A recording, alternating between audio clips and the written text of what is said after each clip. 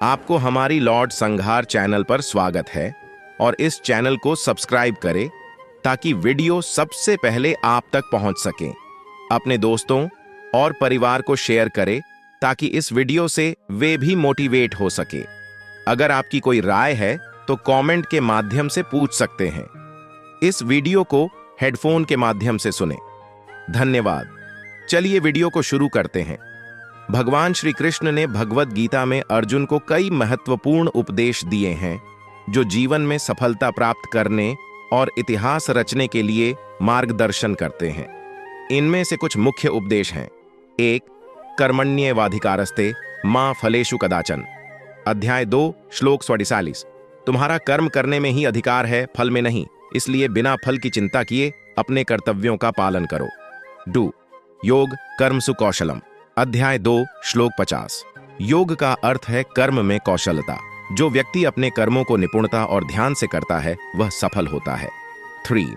मामेकम शरणम व्रजम। अध्याय 18 श्लोक 66। सब धर्मों को त्याग कर केवल मेरी शरण में आओ, मैं तुम्हें सभी पापों से मुक्त कर दूंगा। 4. विवेक और धैर्य। श्री कृष्ण ने अर्जुन को विवेक और धैर्य के महत्व को भी समझाया। जीवन में चुनौतियां और समस्याएं आती हैं, लेकिन धैर्य और समझ से उन पर विजय पाई जा सकती है। इन उपदेशों का सार यह है कि अपने कर्तव्यों का पालन दृढ़ता से करो, बिना परिणाम की चिंता किए। यह जिद्दी होने और इतिहास रचने का वास्तविक मार्ग है। भगवान श्री कृष्ण ने महाभारत के युद्ध के दौरान अर्जुन को गीता का उपदेश दिया, जिसमें उन्होंने कर्म, धर्म और भक्ति के महत्व पर जोर दिया। उनके उपदेश में एक महत्वपूर्ण बात यह थी कि मनुष्य को अपने कर्तव्यों को निष्ठा और दृढ़ संकल्प के साथ करना चाहिए, चाहे परिणाम कुछ भी हो। यहाँ एक प्रेरणादायक कहानी है जो इस सिद्धांत को दर्शाती है। जब अर्जुन युद्ध के मैदान में खड़ा था तो वह अपने ही रिश्तेदारों, गुरुओं और दोस्तों के खिलाफ लड़ने के विचार से हताश था। उसे लगा कि यह युद्ध अनैतिक है और उसने लड़ने से इनकार कर दिया। तब श्री कृष्ण ने उसे समझाया कि यह युद्ध धर्म की रक्षा के लिए है और उसे अपने कर्तव्य से विमुख नहीं होना चाहिए। श्री कृष्ण ने कहा, हे अर्जुन, जीवन में हमें कई चुनौतियों का सामना करना पड़ता है, लेकिन हमें कभी हार नहीं माननी चाहिए। जब तक हम अपने लक्ष्य के प्रति दृढ़ और निष्ठावान रहते हैं, हम इतिहास रच सकते हैं। कर्म ही मनुष्य का धर्म है और हमें अपने कर्तव्यों का पालन बिना किसी संकोच और डर के करना चाहिए। उन्होंने यह भी कहा, कर्मण्येवाधिकारस्ते मा फलेषु कदाचन मा कर्म फल हेतुर्भूर्मा ते संगोस्त्व कर्मणि। अर्थात तुम्हारा अधिकार केवल कर्म करने में है, उसके फलों में नहीं। इसलिए कर्म के फल की इच्छा मत करो और न ही कर्म न करने में तुम्हारी आसक्ति हो। श्री कृष्ण ने अर्जुन को यह भी बताया कि दृढ़ निश्चय और आत्मविश्वास के साथ अपने कर्म को करना ही महानता की निशानी है। उन्होंने अर्जुन को प्रेरित किया कि वह अपने कर्तव्यों को पूरी निष्ठा और ईमानदारी से निभाए और अंततः अर्जुन ने अपने संदेहों और दुविधाओं को छोड़कर युद्ध में भाग लिया और विजयी हुआ। यह कहानी हमें सिखाती है कि जीवन में हमें अपने लक्ष्यों को प्राप्त करने के लिए जिद्दी और दृढ़ संकल्पित होना चाहिए। यदि हम अपने कर्तव्यों का पालन ईमानदारी से करें और परिणाम की चिंता किए बिना कर्म करते रहें, तो हम भी इतिहास रच सकते हैं। श्री कृष्ण के ये उपदेश आज भी हमें प्रेरित करते हैं कि हम अपने जीवन में आने वाली हर चुनौती का सामना साहस और धैर्य के साथ करें। भगवान श्री कृष्ण के जीवन और उनके उपदेशों में हमें जिद्द और दृढ़ संकल्प की महत्ता के अनेक उदाहरण मिलते हैं। एक प्रमुख कहानी जो हमें इस दिशा में मार्गदर्शन देती है वह महाभारत के समय की है। इसमें अर्जुन और श्री कृष्ण के संवाद को याद किया जा सकता है। महाभारत के युद्ध से पहले अर्जुन को गीता का उपदेश देते समय श्री कृष्ण ने जो बातें कहीं, उनमें जिद्द और दृढ़ संकल्प की गहन महत्ता को स्पष्ट रूप से समझाया गया है। कुरुक्षेत्र के युद्ध में जब अर्जुन ने अपने परिवार और गुरुओं के खिलाफ युद्ध करने से इनकार कर दिया, तब श्री कृष्ण ने उसे भगवत गीता के माध्यम से प्रेरित किया। उन्होंने अर्जुन से कहा कि वह अपने कर्तव्य से पीछे न हटे और धर्म का पालन करते हुए युद्ध करे। श्री कृष्ण ने अर्जुन को सिखाया कि जीवन में लक्ष्य की प्राप्ति के लिए दृढ़ संकल्प और अडिगता आवश्यक है। वे कहते हैं, कर्मण्येवाधिकारस्ते मां फलेषु कदाचन मां कर्म फल हेतुर्भुर्मा ते संगोस्त्व कर्मणि। इस श्लोक का अर्थ है कि तुम्हारा अधिकार केवल कर्म करने में है, फल में कभी नहीं। इसलिए तुम फल के लिए कर्म मत करो, न ही अकर्मण्यता की ओर आकर्षित हो। श्री कृष्ण ने अर्जुन को यह भी बताया कि जीवन में कभी भी हार नहीं माननी चाहिए और हर परिस्थिति में अपने कर्तव्य का पालन करना चाहिए। उन्होंने कहा कि संघर्ष और प्रयास ही व्यक्ति को उसकी मंजिल तक पहुंचाते हैं। इसके अलावा श्री कृष्ण ने यह भी सिखाया कि हमें अपने लक्ष्य के प्रति दृढ़ रहना चाहिए और किसी भी प्रकार की कठिनाई या बाधा के सामने हार नहीं माननी चाहिए।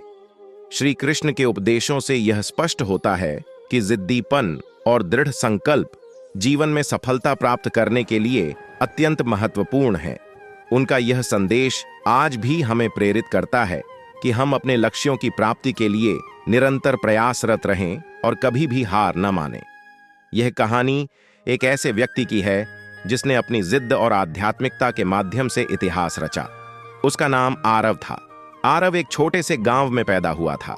बचपन से ही उसमें जिद्द और आत्मविश्वास की भावना कूट कूट कर भरी थी।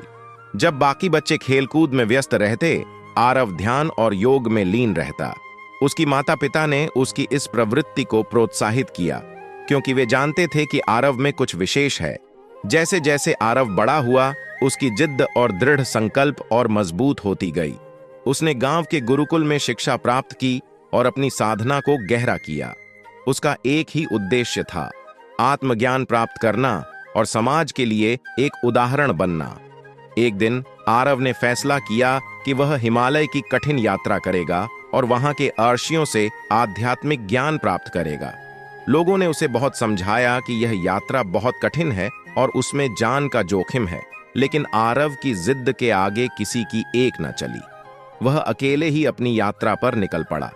हिमालय की ऊंची चोटियों और कठिन रास्तों को पार करते हुए आरव ने कई प्रकार की कठिनाइयों का सामना किया, लेकिन उसकी आत्मा दृढ़ थी। उसने रास्ते में कई ऋषियों और साधुओं से मुलाकात की और उनसे ज्ञान प्राप्त किया। उसकी साधना और कठिन तपस्या ने उसे एक असीम ऊर्जा और शक्ति प्रदान की। कई सालों की साधना के बाद आरव ने आत्मज्ञान प्राप्त किया। वह एक महान योगी और आध्यात्मिक गुरु बन गया। उसकी ख्याति दूर दूर तक फैल गई। लोग उसकी शिक्षा और उपदेश सुनने के लिए दूर दूर से आने लगे। उसने अपने ज्ञान को सभी के साथ बांटा और लोगों को शांति और सद्भाव का मार्ग दिखाया। आरव की जिद्द और आत्मविश्वास ने उसे इतिहास में एक महान स्थान दिलाया। उसकी आध्यात्मिकता और दृढ़ संकल्प ने उसे एक ऐसा व्यक्तित्व बना दिया जिसे लोग सदियों तक याद रखेंगे। उसकी कहानी से यह सीखने को मिलता है कि अगर हमारे अंदर जिद्द और आत्मविश्वास हो तो हम किसी भी लक्ष्य को प्राप्त कर सकते हैं और इतिहास रच सकते हैं। जिद्दी बन और इतिहास रच, एक आध्यात्मिक यात्रा प्रस्तावना। यह कहानी एक साधारण व्यक्ति के असाधारण बनने की यात्रा की है, जहां उसकी जिद और अडिगता ने उसे एक ऐतिहासिक शख्सियत में तब्दील कर दिया। यह कहानी आध्यात्मिकता, आत्म साक्षात्कार और अनवरत प्रयास की एक प्रेरक गाथा है। प्रारंभराज नामक एक युवक था जो एक छोटे से गांव में रहता था।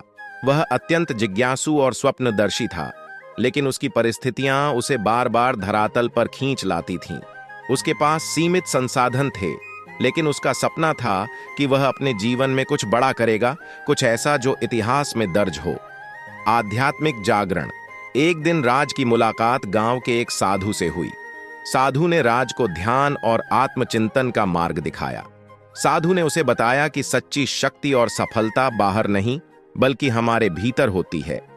उन्होंने उसे समझाया कि जिद्दी बनना गलत नहीं है, बशर्ते वह जिद्द आत्मविकास और दूसरों की भलाई के लिए हो। साधना की शुरुआत राज ने साधु की बातों को गंभीरता से लिया और ध्यान की प्रैक्टिस शुरू की। शुरुआत में उसे कठिनाइयां आईं, लेकिन उसने हार नहीं मानी। धीरे धीरे उसे आत्म साक्षात्कार होने लगा और उसने महसूस किया कि उसकी आत्मा में अपार शक्ति और क्षमता है। चुनौतियां और संघर्ष, राज का यह सफर आसान नहीं था। उसके परिवार और समाज ने उसे कई बार हतोत्साहित किया, लेकिन राज की जिद उसे हर बार उठ खड़ी करती। उसने कठिन परिश्रम किया, अपनी मानसिक और शारीरिक क्षमताओं को विकसित किया और एकाग्रता से अपने लक्ष्यों की ओर बढ़ता रहा। आध्यात्मिक शक्ति का उपयोग ध्यान और साधना के माध्यम से राज ने अपनी आंतरिक शक्तियों को पहचाना और उन्हें अपने जीवन के हर क्षेत्र में लागू किया। उसने न केवल अपनी शिक्षा में उत्कृष्टता प्राप्त की, बल्कि अपने गांव के लोगों की भी मदद की। उसकी आध्यात्मिकता और दृढ़ संकल्प ने उसे एक प्रेरक नेता बना दिया। सफलता और इतिहास रचना राज की जिद और मेहनत रंग लाई। उसने अपनी सीमाओं को तोड़ा और ऐसे कार्य किए जो पहले असंभव लगते थे। उसने शिक्षा, सामाजिक सुधार और पर्यावरण संरक्षण के क्षेत्रों में अद्वितीय योगदान दिया। उसके कार्यों ने उसे न केवल उसके गांव में बल्कि देश भर में एक ऐतिहासिक व्यक्ति बना दिया। निष्कर्ष, राज की कहानी यह सिखाती है कि जिद्दी होना बुरा नहीं है, अगर वह जिद्द सकारात्मक दिशा में हो। आध्यात्मिकता और आत्म साक्षात्कार की मदद से किसी भी कठिनाई को पार किया जा सकता है। राज ने साबित किया कि आत्मविश्वास, परिश्रम और अडिगता से इतिहास रचा जा सकता है। संदेश, यह कहानी हम सभी के लिए प्रेरणा का स्रोत है। यह हमें सिखाती है कि अपने सपनों के पीछे दृढ़ता से लगे रहना चाहिए और आत्म साक्षात्कार के मार्ग पर चलते हुए अपने जीवन को सार्थक बनाना चाहिए। जिद्दी बने, आत्मविश्वास रखें और इतिहास रचें। एक समय की बात है, एक छोटे से गांव में एक युवा शिष्य अर्जुन रहता था।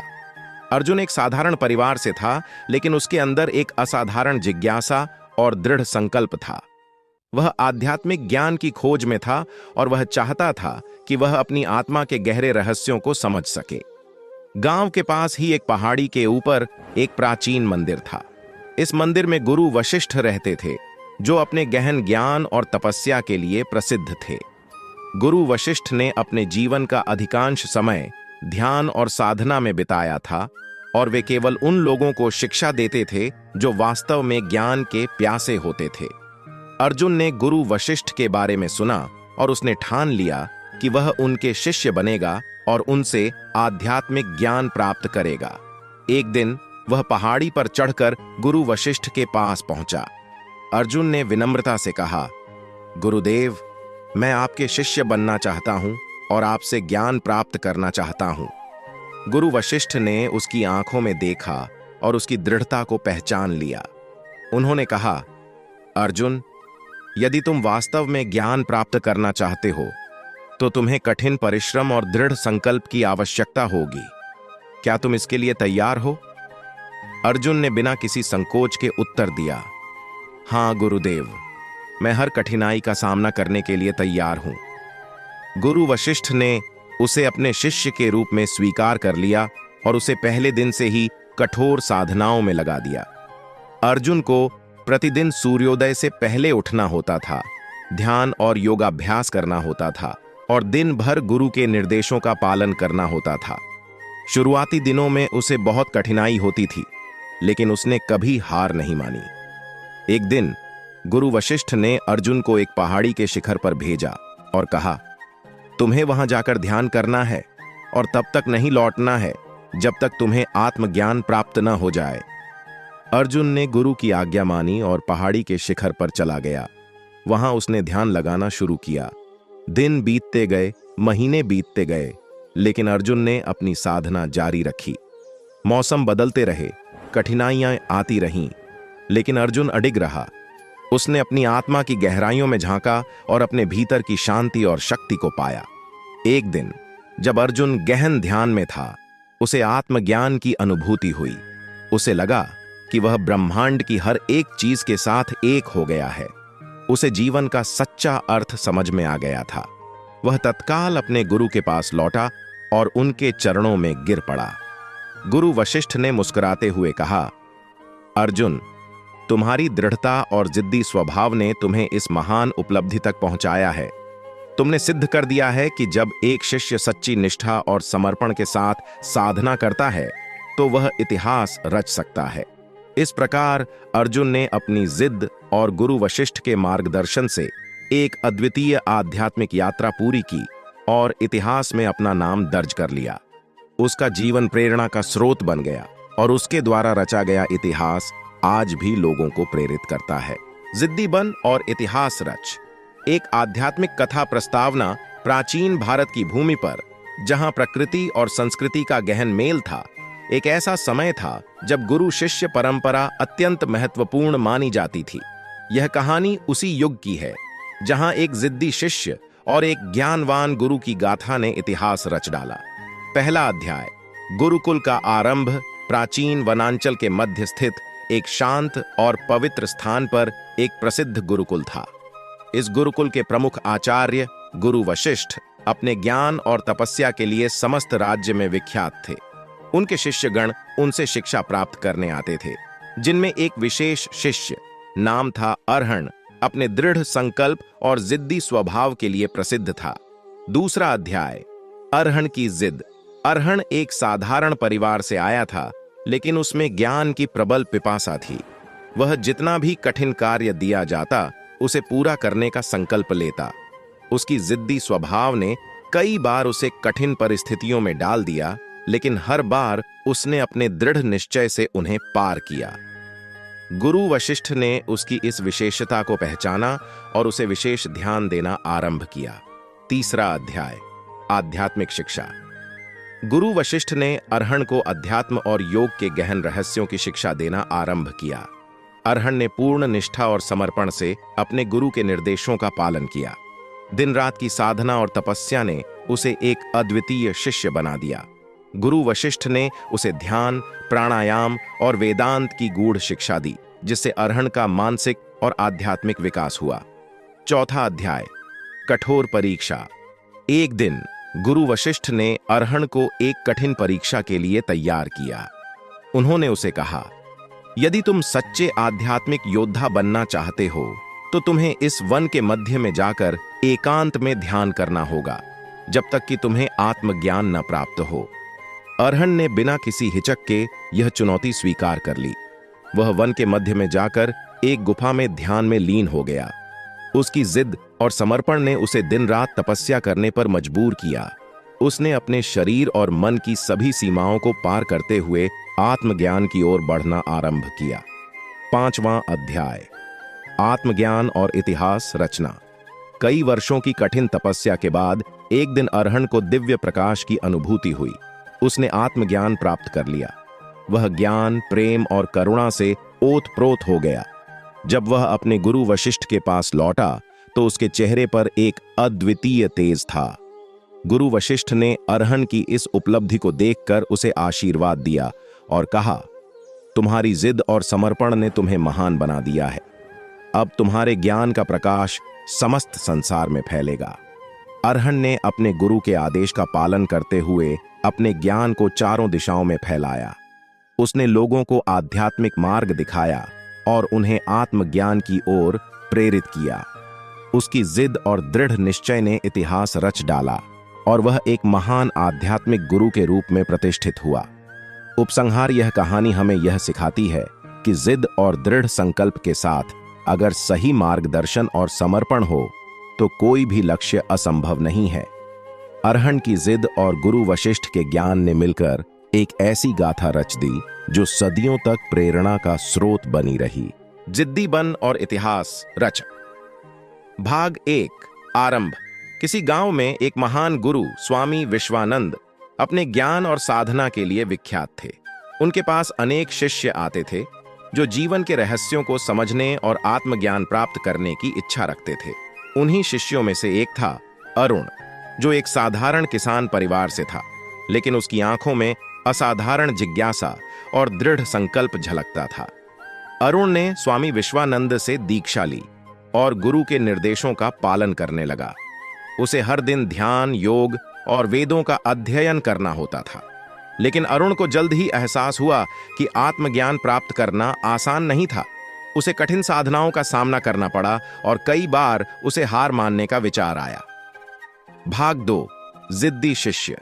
एक दिन अरुण ने स्वामी विश्वानंद से कहा, गुरुदेव, यह मार्ग बहुत कठिन है। कई बार मुझे लगता है कि मैं इस योग्य नहीं हूं।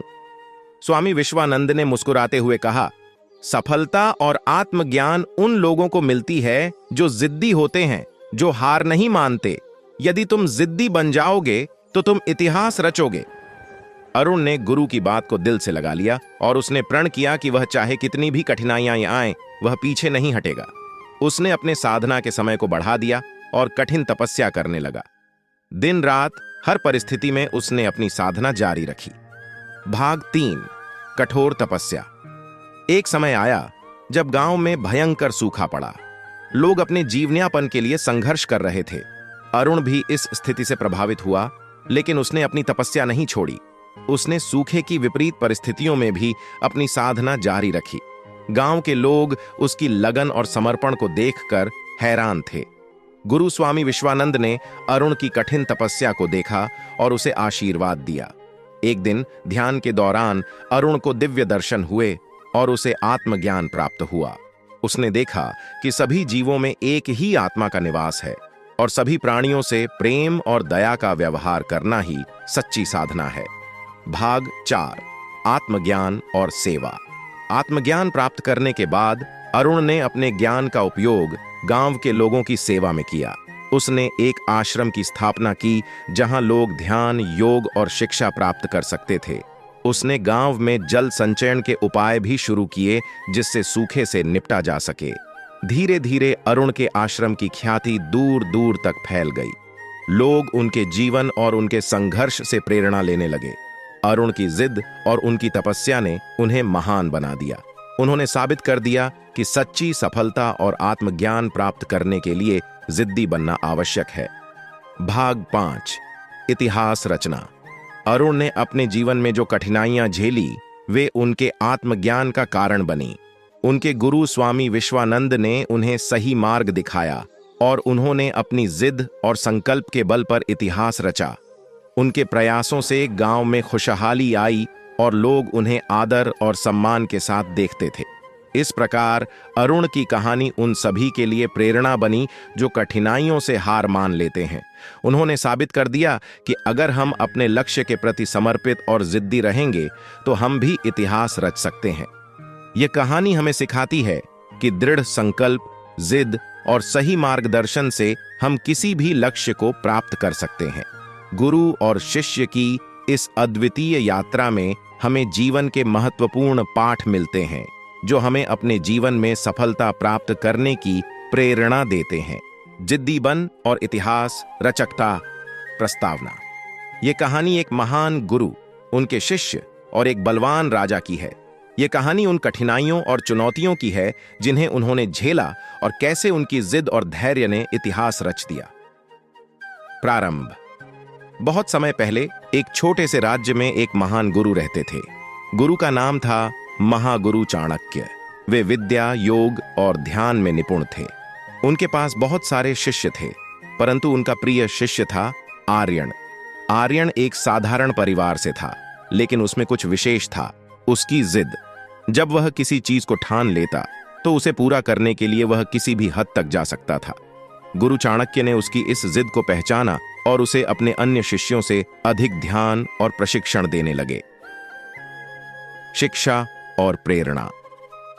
गुरु चाणक्य ने आर्यन को केवल शास्त्र और योग ही नहीं सिखाया, बल्कि जीवन के गहरे रहस्यों और आध्यात्मिकता की भी शिक्षा दी। गुरु ने उसे समझाया कि सच्ची शक्ति बाहरी ताकत में नहीं, बल्कि आत्मा की दृढ़ता में होती है। एक दिन गुरु ने आर्यन से कहा, यदि तुम सच्चे हृदय से कुछ पाने की इच्छा रखते हो तो उसे पाने के लिए अपनी पूरी ताकत लगा दो। तुम्हारी जिद और धैर्य ही तुम्हें सफलता दिलाएंगे। राजा की चुनौती। राज्य के राजा महाराज विक्रम अपनी शक्ति और धन के लिए जाने जाते थे, लेकिन उनका मन अशांत था। वे कई युद्ध जीत चुके थे, लेकिन उनका आत्मा शांति नहीं पा रहा था। एक दिन उन्होंने गुरु चाणक्य के आश्रम का दौरा किया और अपनी समस्या बताई।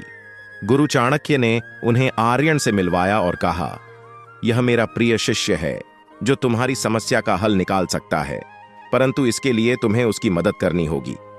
राजा ने सोचा कि यह एक साधारण युवक क्या कर सकता है, लेकिन गुरु की बातों का आदर करते हुए उन्होंने आर्यन को एक मौका देने का निर्णय लिया।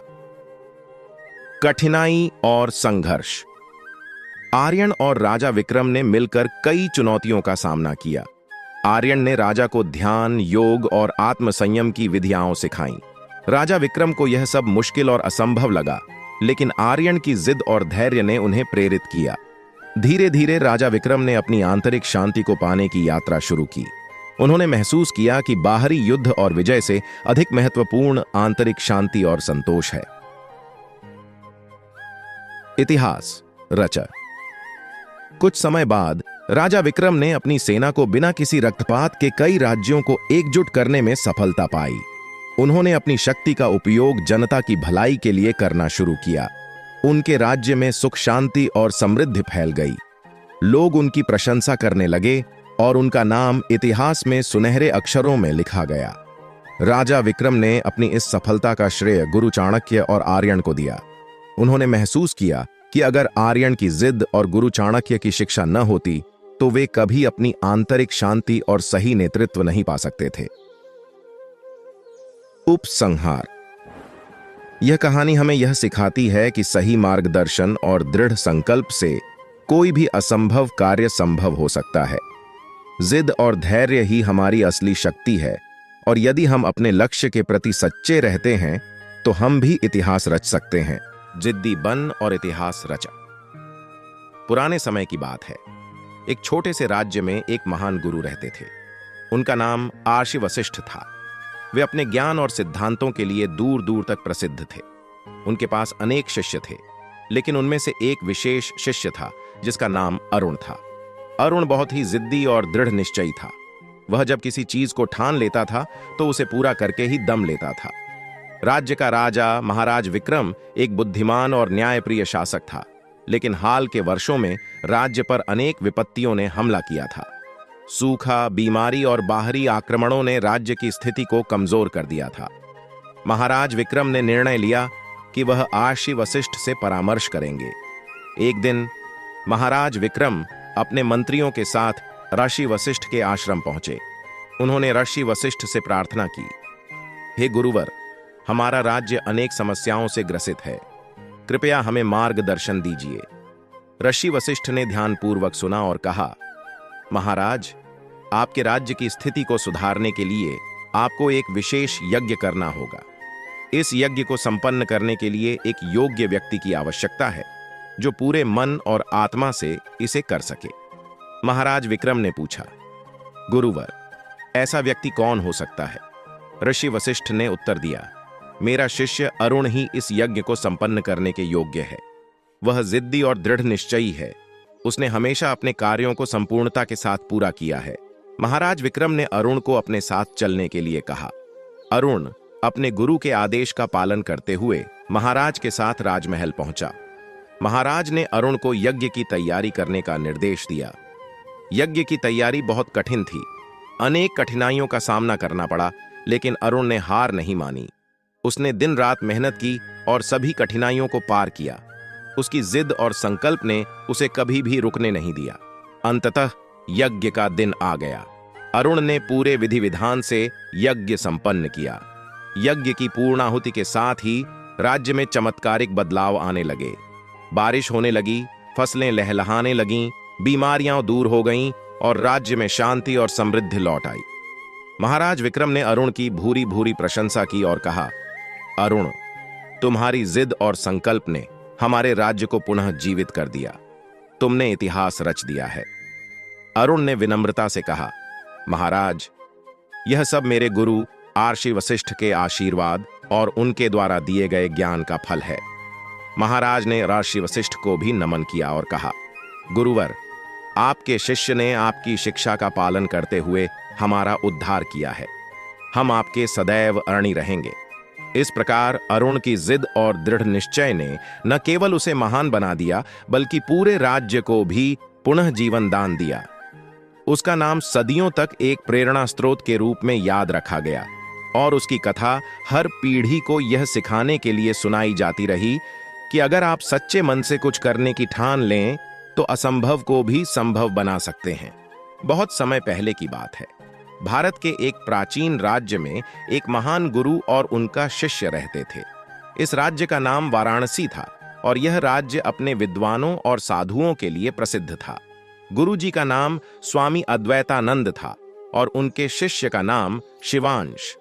स्वामी अद्वैतानंद अपने ज्ञान और साधना के लिए पूरे राज्य में जाने जाते थे। स्वामी अद्वैतानंद एक परिपक्व और अनुभवी गुरु थे।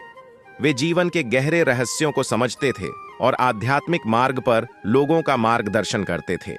शिवांश उनका सबसे प्रिय और जिज्ञासु शिष्य था। शिवांश ने अपनी युवा उम्र में ही संकल्प कर लिया था कि वह आध्यात्मिक ज्ञान को प्राप्त करेगा और जीवन के उच्चतम सत्य को समझेगा। एक दिन शिवांश ने अपने गुरु से कहा, गुरुजी, मैं जीवन का अंतिम सत्य जानना चाहता हूं। कृपया मुझे उस मार्ग पर चलने का तरीका बताएं जिससे मैं इस सत्य को पा सकूं। स्वामी अद्वैतानंद ने मुस्कुराते हुए कहा, शिवांश, यह मार्ग कठिन है और इसमें धैर्य, समर्पण और दृढ़ निश्चय की आवश्यकता है। क्या तुम इसके लिए तैयार हो? शिवांश ने पूरे विश्वास के साथ उत्तर दिया, गुरुजी, मैं किसी भी कठिनाई का सामना करने के लिए तैयार हूं। कृपया मुझे मार्गदर्शन दें। स्वामी अद्वैतानंद ने शिवांश को एक कठिन साधना का मार्ग बताया और उसे एकांत स्थान पर जाकर ध्यान और साधना करने के लिए कहा। शिवांश ने गुरु की आज्ञा का पालन किया और एक पर्वतीय गुफा में जाकर साधना करने लगा। वह दिन रात ध्यान में लीन रहने लगा और अपने गुरु के निर्देशों का पालन करने लगा। समय बीतता गया और शिवांश की साधना में निष्ठा और दृढ़ता के कारण उसने बहुत से आध्यात्मिक अनुभव प्राप्त किए, लेकिन अभी भी वह अंतिम सत्य को प्राप्त नहीं कर पाया था। एक दिन उसने महसूस किया कि उसे अपने गुरु के पास जाकर मार्गदर्शन प्राप्त करना चाहिए। शिवांश अपने गुरु के पास वापस आया और उनसे कहा, गुरुजी, मैंने आपकी आज्ञा का पालन किया और साधना की, लेकिन मैं अभी भी अंतिम सत्य को प्राप्त नहीं कर सका हूं। कृपया मुझे और मार्गदर्शन दें।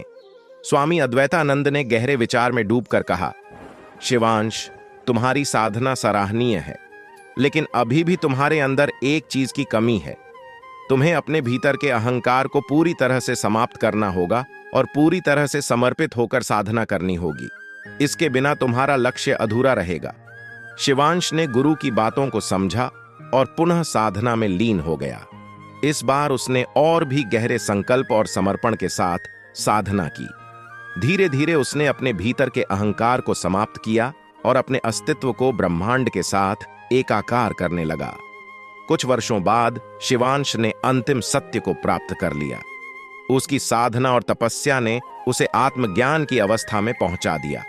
उसने अपने गुरु के पास जाकर उनके चरणों में प्रणाम किया और कहा, गुरुजी, आपके आशीर्वाद और मार्गदर्शन से मैं अंतिम सत्य को प्राप्त कर सका। अब मैं अपने जीवन को मानवता की सेवा में समर्पित करना चाहता हूं। स्वामी अद्वैतानंद ने शिवांश को आशीर्वाद देते हुए कहा, शिवांश, तुम्हारी साधना और समर्पण ने तुम्हें इस उच्चतम अवस्था तक पहुंचाया है। अब तुम्हारा कर्तव्य है कि तुम अपने ज्ञान और अनुभव को दूसरों के साथ बांटो और उन्हें भी इस मार्ग पर चलने के लिए प्रेरित करो। शिवांश ने अपने गुरु की बातों का पालन किया और एक महान आध्यात्मिक नेता बन गया।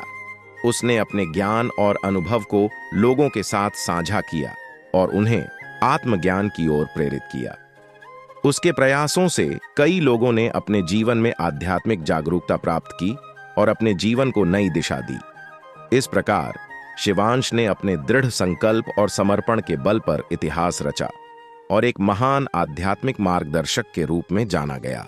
उसका जीवन एक प्रेरणा बन गया और उसकी कहानी ने आने वाली पीढ़ियों को जिद्दी बनकर अपने लक्ष्यों की प्राप्ति के लिए प्रेरित किया। जिद्दी बन और इतिहास रचा। यह कहानी प्राचीन भारत के एक छोटे से राज्य की है, जहां एक महान गुरु, एक समर्पित शिष्य और एक जिद्दी राजा की अद्भुत गाथा थी। प्रारंभिक अवस्था राज्य का नाम था वर्धमानपुर, जहां की जनता सुखी और संपन्न थी। इस राज्य के राजा थे महाराज वीरभद्र, जो न्यायप्रिय और साहसी थे। वे राज्य को और भी अधिक समृद्ध बनाना चाहते थे, परंतु उनका एक दोष था, वे बहुत जिद्दी थे और अपनी बात से पीछे हटने को तैयार नहीं होते थे। गुरु और शिष्य इस राज्य में एक महान संत गुरु वशिष्ठ रहते थे। उनके ज्ञान और योग्यता की चर्चा दूर दूर तक थी। उनके एक प्रमुख शिष्य थे नाम था अरुण। अरुण युवा और तेजस्वी थे और गुरु वशिष्ठ की हर शिक्षा को हृदय से अपनाते थे। वे हमेशा गुरु के साथ रहते और उनकी सेवा करते थे।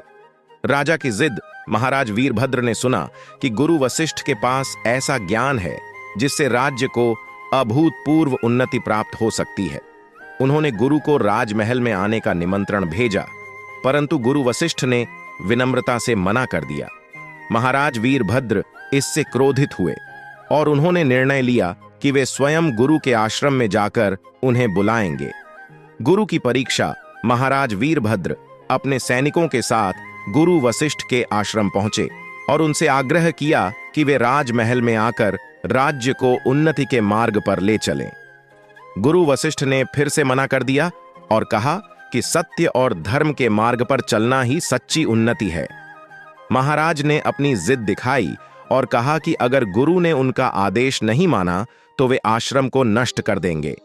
शिष्य की बुद्धिमानी अरुण ने देखा कि स्थिति गंभीर होती जा रही है। उन्होंने अपने गुरु से अनुमति ली और महाराज से बात की। अरुण ने कहा, महाराज, गुरु वशिष्ठ की शिक्षा और उनका ज्ञान अमूल्य है। अगर आप सच में राज्य की उन्नति चाहते हैं तो आपको अपने अहंकार और जिद को त्यागना होगा। केवल विनम्रता और श्रद्धा से ही आप गुरु का आशीर्वाद प्राप्त कर सकते हैं। राजा का परिवर्तन अरुण की बातों ने महाराज वीरभद्र के हृदय को छू लिया। उन्होंने अपनी जिद छोड़ दी और विनम्रता से गुरु वशिष्ठ से क्षमा मांगी। गुरु वशिष्ठ ने महाराज की विनम्रता देखकर उन्हें आशीर्वाद दिया और कहा, राजन, सच्ची उन्नति आपके आचरण में है। जब तक आप न्याय, सत्य और धर्म का पालन करेंगे, आपका राज्य सदैव समृद्ध रहेगा। ऐतिहासिक परिवर्तन। महाराज वीरभद्र ने गुरु वशिष्ठ की शिक्षा को अपनाया और राज्य में अनेक सुधार किए। उन्होंने न्याय, सत्य और धर्म के मार्ग पर चलते हुए राज्य को नई ऊंचाइयों पर पहुंचाया। अरुण ने भी गुरु वशिष्ठ के मार्गदर्शन में राज्य की सेवा की और एक महान योद्धा और विद्वान के रूप में प्रसिद्ध हुए। निष्कर्ष इस प्रकार, गुरु वशिष्ठ की शिक्षा, अरुण की बुद्धिमानी और महाराज वीरभद्र की जिद के परित्याग ने वर्धमानपुर को एक महान और ऐतिहासिक राज्य बना दिया। यह कहानी हमें सिखाती है कि जिद्दीपन और अहंकार को त्याग कर विनम्रता और ज्ञान के मार्ग पर चलकर ही सच्ची उन्नति प्राप्त की जा सकती है। बहुत समय पहले की बात है। एक प्राचीन राज्य था जिसका नाम आध्यात्मिक नगरी था। इस राज्य के राजा का नाम राजा धर्मवीर था, जो न्यायप्रिय और धर्मनिष्ठ थे। राजा धर्मवीर का एक ही सपना था कि उनका राज्य आध्यात्मिक और सांस्कृतिक धरोहर में सबसे अग्रणी बने। इस राज्य में एक महान संत और गुरु महात्मा अज्ञातवास भी रहते थे। महात्मा अज्ञातवास के शिष्यों की संख्या बहुत अधिक थी और उनके प्रवचनों को सुनने दूर दूर से लोग आते थे। महात्मा अज्ञातवास ने अपने ज्ञान और साधना से बहुत ऊंचा स्थान प्राप्त किया था।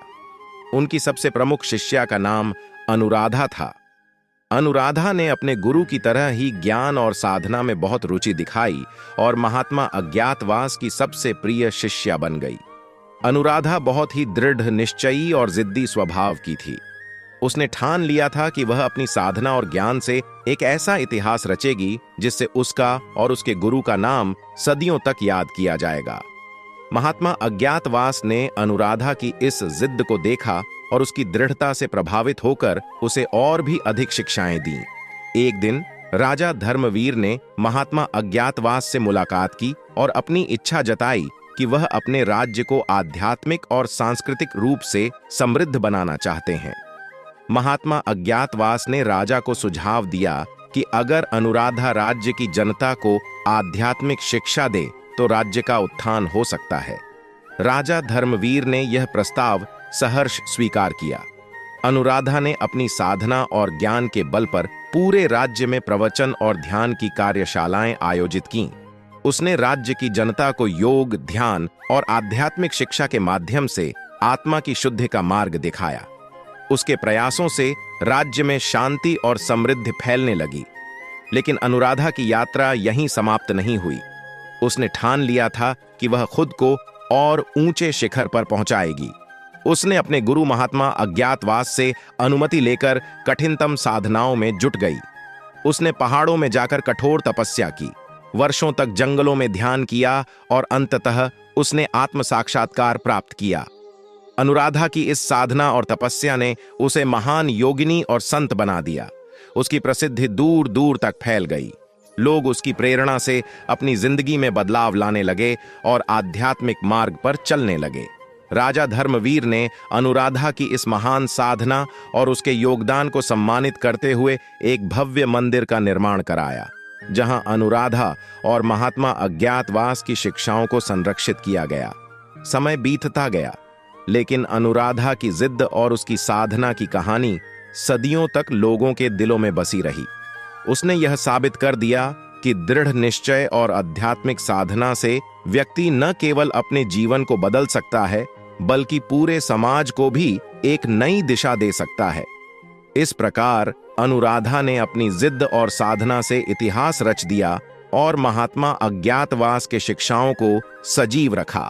एक समय की बात है, भारत के एक प्राचीन राज्य में एक जिद्दी और दृढ़ निश्चयी युवक का जन्म हुआ था। उसका नाम अर्जुन था। अर्जुन का हृदय हमेशा अपने सपनों और उद्देश्यों को पूरा करने की आग से भरा रहता था। हालांकि वह अक्सर अपने सपनों को साकार करने के रास्ते में आने वाली चुनौतियों से हार मान लेता था। राज्य के राजा महाराज विक्रमादित्य अपने राज्य में योग, ध्यान और अध्यात्म के प्रति गहरी आस्था रखते थे। उन्होंने अपने राज्य में एक महान आध्यात्मिक गुरु महायोगी श्रीनिवास का आगमन किया। श्रीनिवास अपने ज्ञान, तपस्या और योग बल के लिए प्रसिद्ध थे। वे कहते थे कि जीवन की सच्ची सफलता आत्मज्ञान और ध्यान में है। अर्जुन, जो अपनी असफलताओं से निराश था, श्रीनिवास के पास गया और उनसे मार्गदर्शन की प्रार्थना की। श्रीनिवास ने उसकी स्थिति को समझा और उसे अपने शिष्य के रूप में स्वीकार कर लिया। उन्होंने अर्जुन को सिखाया कि सच्चा योद्धा वह है जो अपने भीतर की लड़ाई जीतता है, न कि बाहरी संघर्षों में फंसा रहता है। श्रीनिवास ने अर्जुन को कठोर तपस्या और ध्यान के मार्ग पर चलने का निर्देश दिया। उन्होंने उसे एकांत स्थान पर भेजा, जहां अर्जुन को प्रतिदिन घंटों ध्यान करना पड़ता था। श्रीनिवास ने उसे बताया कि ध्यान से मन की शांति और आत्मज्ञान प्राप्त होता है, जिससे जीवन की सभी चुनौतियों का समाधान मिलता है। अर्जुन ने गुरु की शिक्षा का पालन करते हुए अपने सभी भयों और संकोचों का सामना किया। उसने अपने भीतर की शक्ति और आत्मविश्वास को पहचानना शुरू किया। धीरे धीरे उसके अंदर एक अद्वितीय आत्मविश्वास और दृढ़ निश्चय उत्पन्न हुआ। एक दिन महाराज विक्रमादित्य ने राज्य में एक बड़ी प्रतियोगिता का आयोजन किया, जिसमें राज्य के सभी योद्धाओं को अपने कौशल का प्रदर्शन करना था। अर्जुन ने भी इस प्रतियोगिता में भाग लेने का निर्णय लिया। उसने अपने गुरु के आशीर्वाद और शिक्षा के बल पर सभी प्रतियोगियों को परास्त किया और विजेता बना। महाराज विक्रमादित्य ने अर्जुन को राज्य का मुख्य योद्धा नियुक्त किया और उसकी जिद और समर्पण की प्रशंसा की। अर्जुन ने अपने सपनों को साकार कर दिखाया, लेकिन वह जानता था कि यह सब उसके गुरु श्रीनिवास के मार्गदर्शन और शिक्षा के कारण ही संभव हुआ था। इस प्रकार अर्जुन ने अपने जीवन में जिद्दी बनकर और अपने गुरु की शिक्षा का पालन करके इतिहास रच दिया। उसने यह सिखाया कि सच्ची सफलता आत्मज्ञान और ध्यान में है, और जो व्यक्ति अपने भीतर की शक्तियों को पहचान लेता है, वही वास्तव में विजेता होता है। कथा का शीर्षक, जिद्दी बन और इतिहास रच। प्राचीन काल की बात है, जब धरती पर एक महान साम्राज्य था, जिसे राजा विक्रमादित्य ने बड़ी बुद्धिमानी और पराक्रम से स्थापित किया था। उनके राज्य में एक छोटे से गांव में गुरुकुल था, जहां संत ध्रुवाचार्य छात्रों को शिक्षा दिया करते थे। ध्रुवाचार्य न केवल वेदों और शास्त्रों में पारंगत थे, बल्कि वे एक महान योगी और आध्यात्मिक गुरु भी थे। गुरु ध्रुवाचार्य और शिष्य अरुणाशय। ध्रुवाचार्य के कई शिष्यों में से एक अरुण सबसे विशेष था। अरुण न केवल बुद्धिमान था, बल्कि उसमें एक विशेष प्रकार की जिद भी थी। वह कभी भी हार मानने वाला नहीं था और हमेशा अपने लक्ष्यों को प्राप्त करने के लिए कठिन परिश्रम करता था। ध्रुवाचार्य ने उसकी इस जिद और आत्मविश्वास को पहचान लिया था और उसे सही मार्गदर्शन देकर एक महान योद्धा और आध्यात्मिक व्यक्तित्व बनाने की ठान ली थी। शिक्षा और साधना। गुरु ध्रुवाचार्य ने अरुण को कठिन साधनाओं और शिक्षाओं के माध्यम से तैयार किया। उन्होंने उसे न केवल शास्त्रों का ज्ञान दिया, बल्कि योग, ध्यान और आत्म संयम की भी शिक्षा दी। अरुण ने अपने गुरु के हर आदेश को पूर्ण निष्ठा से माना और कठिन से कठिन साधना को भी सहर्ष स्वीकार किया। उसके अंदर एक अदम्य जिद्द थी जो उसे हर कठिनाई से लड़ने की शक्ति देती थी। राजा विक्रमादित्य और राज्य की समस्या। एक दिन राजा विक्रमादित्य के राज्य में एक बड़ी समस्या उत्पन्न हो गई। राज्य के सीमांत पर एक शक्तिशाली दुश्मन ने हमला कर दिया था। दुश्मन की सेना बहुत बड़ी और शक्तिशाली थी, जिससे निपटना किसी के लिए भी आसान नहीं था। राजा विक्रमादित्य ने राज्य के सभी योद्धाओं और मंत्रियों से सलाह ली, लेकिन किसी के पास कोई ठोस उपाय नहीं था। अरुण का आत्मविश्वास। राजा विक्रमादित्य ने ध्रुवाचार्य से मदद की प्रार्थना की। ध्रुवाचार्य ने अरुण को राजा के समक्ष पेश किया और कहा, यह मेरा शिष्य अरुण है। इसमें अदम्य साहस और आत्मविश्वास है। यह आपकी समस्या का समाधान करेगा। राजा विक्रमादित्य ने अरुण की ओर देखा और उसकी आंखों में आत्मविश्वास की चमक को पहचाना। युद्ध की तैयारी और विजय। अरुण ने राज्य की सेना का नेतृत्व किया और अपने गुरु द्वारा सिखाई गई रणनीतियों और योग साधना के बल पर दुश्मन से मुकाबला करने के लिए तैयार हो गया। उसने अपने योद्धाओं को प्रेरित किया और उन्हें अदम्य साहस और धैर्य का पाठ पढ़ाया। युद्ध के मैदान में अरुण ने अपनी रणनीतियों और जिद्द के बल पर दुश्मन की विशाल सेना को पराजित किया। राजा विक्रमादित्य की प्रसन्नता। अरुण की इस महान विजय से राजा विक्रमादित्य अत्यंत प्रसन्न हुए। उन्होंने अरुण को राज्य का सबसे महान योद्धा घोषित किया और उसे सम्मानित किया। राजा ने ध्रुवाचार्य को भी आदरपूर्वक नमन किया और कहा, गुरुजी, आपके शिष्य ने आज इतिहास रच दिया। आपकी शिक्षा और अरुण की जिद्द ने मिलकर असंभव को संभव कर दिखाया। आध्यात्मिक उन्नति और समर्पण। इस विजय के बाद अरुण ने राज्य के सभी युवाओं को भी शिक्षा देने का कार्य शुरू किया। उसने उन्हें न केवल योद्धा बनने की प्रेरणा दी, बल्कि उन्हें आध्यात्मिक रूप से भी समृद्ध बनाया।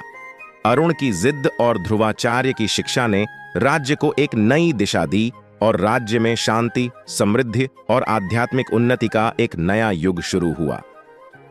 कथा का संदेश।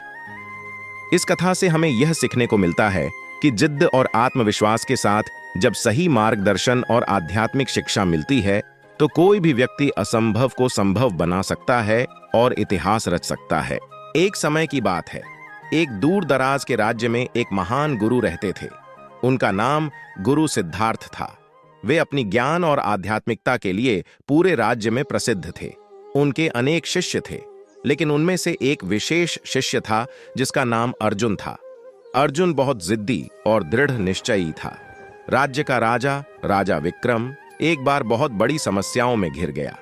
उसके राज्य में अकाल पड़ गया था और लोग भूख से मरने लगे थे। राजा विक्रम ने कई प्रयास किए, लेकिन कोई भी उपाय सफल नहीं हो रहा था। उसने सोचा कि अब केवल गुरु सिद्धार्थ ही उसे इस संकट से निकाल सकते हैं। राजा विक्रम गुरु सिद्धार्थ के पास पहुंचा और उनसे सहायता मांगी। गुरु सिद्धार्थ ने राजा की समस्या सुनी और कहा, राजन, इस संकट से निकलने का एक ही उपाय है। तुम्हें एक ऐसा व्यक्ति चाहिए जो अपने दृढ़ निश्चय और जिद्दीपन से इस स्थिति को बदल सके। मुझे लगता है कि मेरा शिष्य अर्जुन ही यह कर सकता है।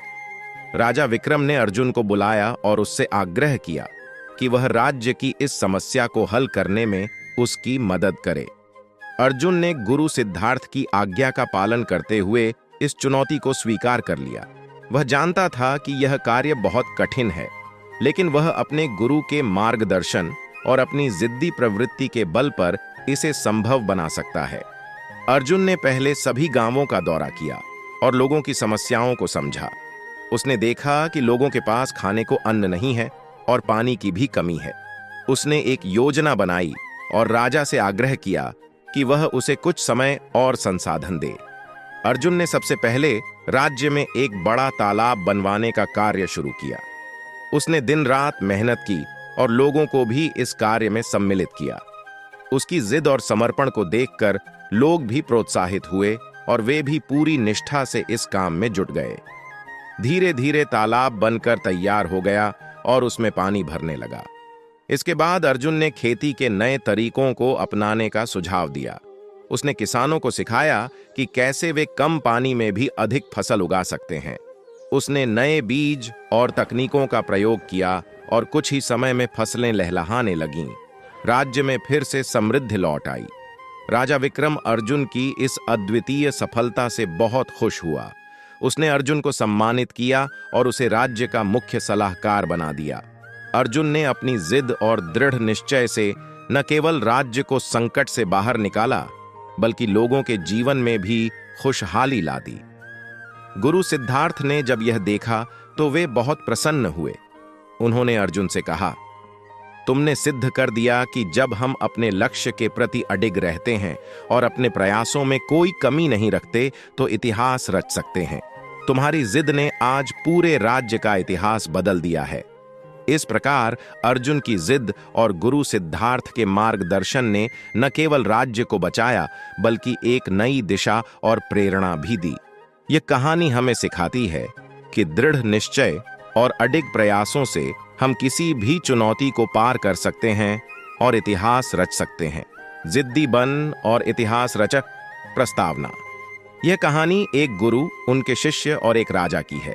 यह कहानी हमें यह सिखाती है कि दृढ़ निश्चय और आत्मविश्वास के साथ कोई भी लक्ष्य प्राप्त किया जा सकता है, चाहे परिस्थितियां कितनी भी विपरीत क्यों ना हो। अध्याय 1। गुरु और शिष्य की मुलाकात। पुराने समय की बात है। एक पवित्र स्थान पर एक महान गुरु रहते थे। उनका नाम महात्मा सर्वानंद था। वह अपने ज्ञान और आध्यात्मिकता के लिए दूर दूर तक प्रसिद्ध थे। उनके पास सैकड़ों शिष्य आते थे, लेकिन उनमें से एक विशेष था जिसका नाम अर्जुन था। अर्जुन एक साधारण परिवार से था, लेकिन उसमें ज्ञान और आत्मिक उन्नति की प्रबल इच्छा थी। अध्याय 2। अर्जुन का दृढ़ निश्चय। अर्जुन अपने गुरु महात्मा सर्वानंद के पास गया और उनसे दीक्षा लेने की विनती की। गुरु ने अर्जुन को परखा और उसकी निष्ठा और दृढ़ निश्चय को देखकर उसे अपना शिष्य बना लिया। अर्जुन ने कठिन परिश्रम और आत्मसमर्पण के साथ अपने गुरु से शिक्षा ग्रहण की। अध्याय 3। राजा का आगमन। एक दिन राज्य के राजा विक्रमादित्य गुरु सर्वानंद के आश्रम में आए। राजा विक्रमादित्य अपने राज्य में शांति और समृद्धि लाने के लिए गुरु से मार्गदर्शन लेने आए थे। उन्होंने गुरु से प्रार्थना की कि वह उन्हें ऐसा मार्ग दिखाएं जिससे वह अपने राज्य को उन्नति की ओर ले जा सके। अध्याय 4। गुरु की चुनौती। गुरु सर्वानंद ने राजा विक्रमादित्य को एक चुनौती दी। उन्होंने कहा, हे राजन, अगर आप वास्तव में अपने राज्य को उन्नति की ओर ले जाना चाहते हैं तो आपको अपने सबसे योग्य योद्धा को मेरे शिष्य अर्जुन के साथ एक विशेष यात्रा पर भेजना होगा। यह यात्रा कठिन और खतरों से भरी होगी, लेकिन अंत में यह आपके राज्य के लिए वरदान साबित होगी। अध्याय 5। यात्रा का प्रारंभ। राजा ने अपने सबसे योग्य योद्धा विक्रांत को अर्जुन के साथ भेजा। दोनों ने गुरु से आशीर्वाद लिया और अपनी यात्रा शुरू की। यात्रा के दौरान उन्होंने कई कठिनाइयों का सामना किया। उन्हें भयंकर जंगलों से गुजरना पड़ा, खतरनाक जानवरों से लड़ना पड़ा और प्राकृतिक आपदाओं का सामना करना पड़ा। अध्याय 6। अर्जुन की दृढ़ता। यात्रा के दौरान विक्रांत कई बार हताश हुआ और हार मानने की सोचने लगा, लेकिन अर्जुन ने अपनी दृढ़ निश्चय और आत्मविश्वास से उसे प्रेरित किया। अर्जुन ने कहा, हमारा लक्ष्य महान है और हमें इसे प्राप्त करने के लिए किसी भी कठिनाई से डरना नहीं चाहिए। अगर हम अपनी मंजिल पर दृढ़ रहेंगे तो कोई भी हमें रोक नहीं सकता। अध्याय 7। अंत की ओर। अर्जुन और विक्रांत ने अपनी यात्रा जारी रखी और अंततः एक पवित्र स्थान पर पहुंचे, जहां उन्हें एक दिव्य दृष्टि मिली। उन्हें पता चला कि यह यात्रा केवल बाहरी नहीं, बल्कि आंतरिक यात्रा भी थी। उन्होंने आत्मज्ञान प्राप्त किया और समझा कि सच्ची उन्नति केवल बाहरी साधनों से नहीं, बल्कि आत्मिक उन्नति से संभव है। अध्याय 8। विजय की वापसी।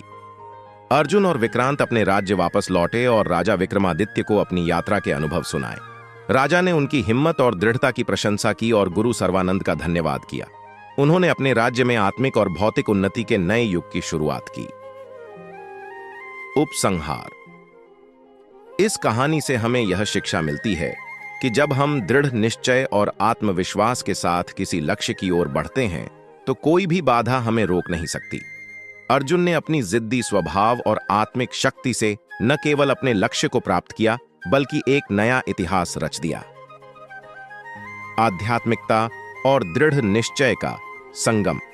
गुरु सर्वानंद की शिक्षा और अर्जुन की दृढ़ निश्चय ने यह सिद्ध कर दिया कि आत्मिक उन्नति और दृढ़ संकल्प के साथ हम किसी भी चुनौती का सामना कर सकते हैं और अपने जीवन में एक नया इतिहास रच सकते हैं। एक बार की बात है, एक छोटे से गांव में एक गुरु रहते थे। उनके पास एक बहुत बड़ा और साधारण सा शिष्य था। यह शिष्य बहुत ही चाहते थे कि वह गुरु के सबसे प्रिय शिष्य बने, लेकिन उनके मन में जिद भरी हुई थी कि वह इस मानवीय जगत में सबसे बड़ा और सबसे महान बनेंगे। एक दिन वह गुरु के पास गया और उनसे कहा, गुरु जी, मैं इस जगत में सबसे महान और प्रसिद्ध बनना चाहता हूं। कृपया मुझे इसके लिए आदर्श और मार्गदर्शन दें। गुरु ने उससे पूछा, क्या तुम्हें यह समझ में है कि महानता और प्रसिद्ध क्या है? शिष्य ने उत्तर दिया, हाँ गुरु जी, महानता यह होती है कि आप अपनी इच्छाओं को पूरा करो और प्रसिद्ध तब होती है जब लोग आपको मानते हैं और आपकी इबादत करते हैं। गुरु ने ध्यान से उसकी बातें सुनी और फिर कहा, महानता और प्रसिद्ध का सही मतलब यह नहीं है। सच्ची महानता उसी में है जो अपनी जिद और अहंकार को छोड़कर दूसरों की सेवा में लगा होता है, और प्रसिद्धि वह होती है जो अपने कर्मों से होती है, न कि अपनी इच्छाओं को पूरा करने से। शिष्य ने गुरु के बातों को समझा और उसने प्रणाम किया। फिर वह उसी जगह से चला गया और अपनी जिद को छोड़कर दूसरों की सेवा में लग गया। यह कहानी हमें यह सिखाती है कि असली महानता और प्रसिद्धि वही है जो हमें अपने अहंकार को छोड़कर दूसरों की मदद करने में होती है। जिद और अहंकार के साथ नहीं, बल्कि सेवा और निस्वार्थता के साथ हम महान बनते हैं। एक समय की बात है, एक बड़े ही सम्राट राज्य में जिद्दी एक युवक था जिसका नाम विशाल था। वह बहुत ही सम्मानित और शक्तिशाली था, लेकिन उसकी बड़ी जिद उसे बार बार समस्याओं में डालती रहती थी। वह हमेशा किसी से हारने का नाम नहीं लेता था। एक दिन उसने अपने गुरु से कहा, गुरु जी, मैं आपके शिष्य होने के बावजूद भी इस सम्राट को हराना चाहता हूं। गुरु ने विशाल की इच्छा को समझा, लेकिन उन्होंने कहा, बेटा, सच्चे जीत वह है जो अपनी आत्मा को जीतता है, न कि दूसरों को हराता है। तुम्हें समझना होगा कि वास्तविक शक्ति और विजय स्वयं में है।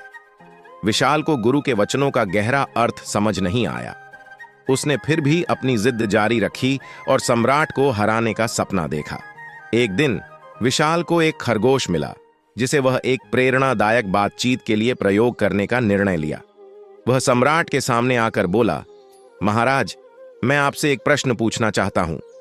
सम्राट ने हंसकर कहा, कहो खरगोश, तुम्हारा प्रश्न क्या है? खरगोश ने बताया, महाराज, यदि आपके पास 1 मिनट होता तो आप क्या मांगते? सम्राट ने मुस्कुराते हुए कहा, मैं ज्यादा समय मांगना नहीं चाहता। मैं सब कुछ तो नहीं, लेकिन उस 1 मिनट को इस प्रदेश के हर जीव के लिए उत्तम बनाना चाहता। खरगोश ने उसे आश्चर्यचकित देखा और फिर चुपचाप चला गया। विशाल ने खरगोश से पूछा, तुम्हारे सम्मुख महाराज ने 1 मिनट मांगने के लिए क्या कहा? खरगोश ने हंसते हुए उत्तर दिया, महाराज की बात से स्पष्ट हुआ कि वास्तव में विजय और शक्ति उसमें है जो सबकी भलाई की ओर प्रयास करता है, न कि अपने ही लाभ की ओर। विशाल ने खरगोश के शब्दों को समझा और अंत में उसने अपनी जिद छोड़ दी। वह गुरु के पास गया और उनसे क्षमा मांगा। उसका जिद्दी मन शांत हो गया और उसने समझा कि वास्तविक विजय उसमें है। पंबशीर, जिद्दी बन मेरे शिष्य, तुमने क्यों फिर से मेरी सलाह को नजरअंदाज किया? खरगोश, ओ महान गुरु, मैंने जिद की मार के साथ अपनी राजमार्ग जारी रखी है। गुरु, जिद ही तुम्हें अधिकतम कठिनाइयों में डाल देती है, लेकिन ध्यान देने का समय आ गया है मेरे शिष्य। शेर, लेकिन महाराज, मेरा उद्देश्य ताकत का प्रदर्शन करना है। गुरु, ताकत का सच्चा परिचय तुम्हें अपनी जिद से नहीं मिलेगा, वह आत्मनिर्भरता और समर्पण से प्राप्त होता है। खरगोश, महाराज, शेर सही कह रहा है, उसे समझने के लिए आत्मसमर्पण की आवश्यकता है। गुरु, शेर, खरगोश सही कह रहा है। जिद्द और अहंकार तुम्हें असली शक्ति से दूर ले जाते हैं। ध्यान और समर्पण से ही सच्चा आध्यात्मिक ऊर्जा प्राप्त होती है। शेर, आत्मविश्वास से। मैं समझ गया महाराज, अब मैं अपनी जिद को छोड़कर सत्य की ओर मुड़ूंगा। गुरु, यही सही है मेरे शिष्य, सत्य की ओर बढ़ने से ही असली शक्ति का अनुभव होता है। खरगोश, हम सभी तुम्हारे साथ हैं शेर, सत्यमेव जयते। इस रूपरेखा में शेर की जिद्द और आत्मसमर्पण की विरासत की बारीकियों का विचार किया गया है, जो उसे असली शक्ति की दिशा में ले जाता है। बिल्कुल, यहां एक कहानी है जो आपकी इच्छाओं को पूरा करेगी। शेर, गुरु और खरगोश, जिद्दीता की कहानी। एक जंगल में एक शेर था जिसका नाम वीर था। वह बहुत ही शक्तिशाली और प्रभावशाली था, लेकिन उसकी गर्विता और जिद्दीता उसे दुस्तर के रास्ते पर ले गई। एक दिन वह अपने गुरु से मिलने के लिए गया, जो कि एक बुद्धिमान और आध्यात्मिक खरगोश था। उसका नाम तेज था। शेर, गुरु तेज, मुझे और अधिक शक्ति चाहिए। मैं जंगल का सर्वाधिक प्रभावशाली और शक्तिशाली जानवर बनना चाहता हूं। गुरु तेज, वीर, शक्ति का मतलब सिर्फ शारीरिक तौर पर मजबूती नहीं है। सच्ची शक्ति उसमें होती है जो आपको साहसी और उदार बनाती है। शेर, लेकिन मुझे तो सिर्फ शक्ति ही चाहिए गुरुजी। गुरु तेज, अब मैं तुम्हें एक कहानी सुनाऊंगा। यह एक पुरानी कहानी है जंगल के राजा, एक खरगोश और उसके शिष्य की। शेर ध्यान से सुनने लगा। गुरु तेज, एक बार राजा खरगोश ने अपने शिष्य से कहा, एक दिन मेरे शिष्य शेर के साथ लड़ाई करेगा। शिष्य हैरान था, क्योंकि उसे लगा कि एक छोटे से खरगोश के लिए शेर के साथ लड़ना स्वाभाविक नहीं होगा। लेकिन राजा ने उसे आत्मविश्वास दिया और उसे तैयार किया। जब वह लड़ाई के लिए शेर के पास गया तो शेर की गर्वितता उसे हराने के लिए बहुत ही भयंकर थी। लेकिन खरगोश ने अपनी चालों की चालाकी और बुद्धिमत्ता से उसे हरा दिया। शेर को उसने समझाया कि शक्ति का सच्चा मतलब बुद्धिमत्ता और विवेक है, न कि केवल शारीरिक मजबूती। इस कहानी से समझो, वीर, शक्ति का अर्थ सिर्फ शारीरिक बल नहीं होता। अधिक शक्ति उसमें होती है जो हमें सही और उचित कार्य करने की क्षमता देती है। गर्व और जिद्दीता कभी भी सच्ची शक्ति के प्रकार को पहचानने में आधारित नहीं हो सकते। मैं आशा करता हूं कि आपको यह वीडियो अच्छी लगी होगी। अगर आप अभी इस चैनल को सब्सक्राइब नहीं किए हैं तो चैनल को सब्सक्राइब कर लीजिए ताकि नोटिफिकेशन आप तक पहुंच सके। चलिए वीडियो समाप्त करते हैं। जय श्री कृष्णा।